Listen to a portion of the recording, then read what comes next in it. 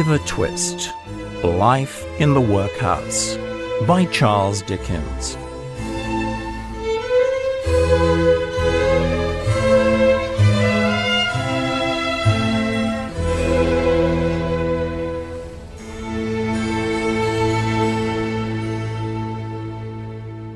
Life in the workhouse was very hard, and the boys were always hungry.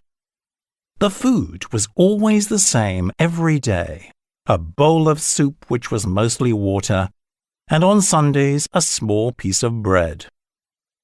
The master of the workhouse served the soup from a big pot, and he gave just one bowl to each boy. The boys became so hungry that one day they decided that someone must ask for more. They thought that if one boy got more soup, they could all get more. They chose Oliver. The master served the soup as usual, and the boys ate it quickly. They licked their fingers and then looked at Oliver and the big pot of soup.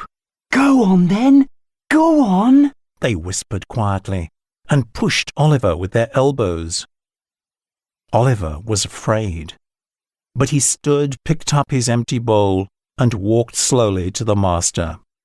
There was complete silence. All the boys were waiting hopefully. Oliver held out his bowl. "Please, sir, I want some more." The master couldn't believe his ears.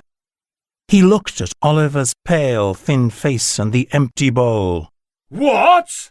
"Please, sir, I'm hungry. I haven't had enough to eat. I want some more," said Oliver again.